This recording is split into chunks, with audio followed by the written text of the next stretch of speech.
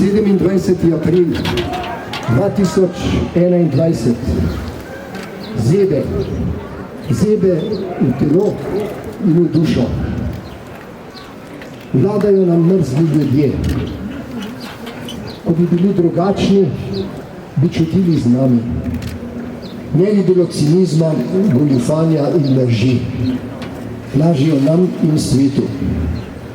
Pravijo, da rešuje življenja. Reševanje življenj je za to vlado zgolj stranski učinek bogatenja. Če to ne bi bilo res,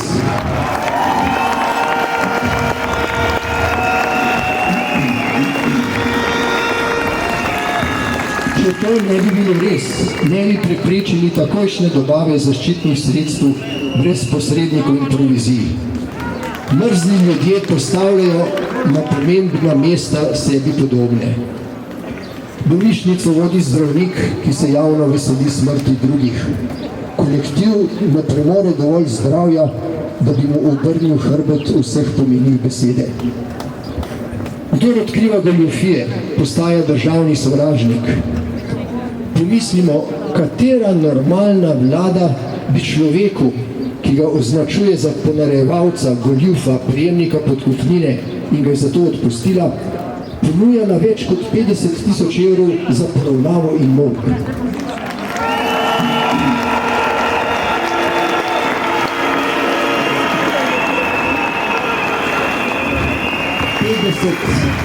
€50 000 po njihovo, tako rekoč kriminalcu Ivanu Galetu.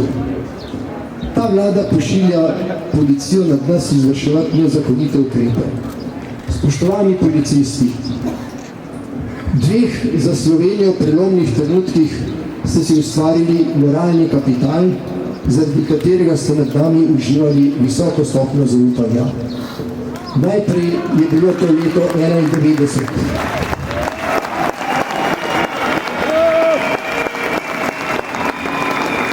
In kmalu zatem, leto 1994, ko ste preprečili oborožen državni udar, ki ga je takrat pripravljal vaš današnji dejanski vodja, ki mu mora poslužiti.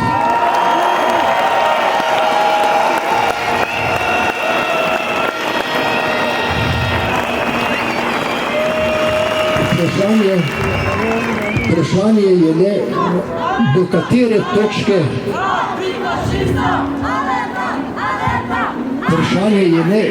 katere točke nezakonitih in proti ljudstvu usmerjenih ukazov, in rad bi verjel, da za ponovno pridobitev zaupanja in ugleda ni prepozno. Na oblasti je namreč človek, ki že v tretje dokazuje, da mu ni mar ne za zakone, ne za moralo in ne za ljudi.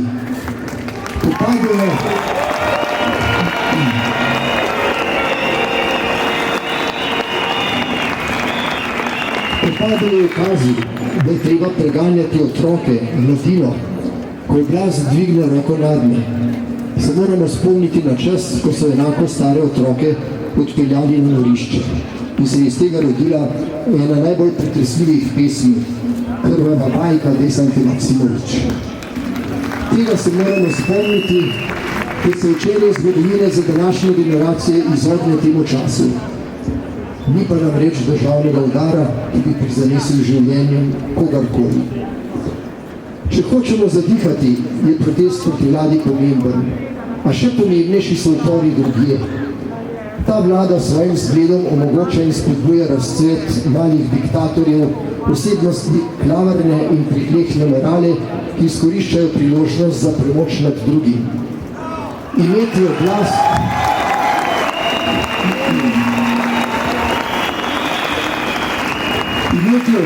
nad nekom je namreč najmočnejša droga. Znak naglico kot COVID se je razširil in je domačil virus represije. Vrsta ustanov, kjer se zaposleni ne upajo upreti šikaniranju, žaljenju in zlorabam nadrejenih. Iz mnogih služb odhajajo sposobni ljudje, pa bilo bolje za vse, če bi se odprli in ostali. Temu virusu se ni izognilo niti po ustavi neodvisno sodišče, ker so nekateri sodniki ostali pokončni, drugi pa so se uklonili pritiskom in jih v skladu z zahtevami domnevno nadrejenih oblastnikov po disciplinskih postopkih prenašajo na svoje podrejene. To pomeni, da se naš protest nadaljuje takoj jutri zjutraj, bodi si v našem delovnem okolju, bodi si kjerkoli drugje, ker prepoznamo to, kar očitamo vladi, aroganco, laži, sprenevedanje, žalitve in nasilje.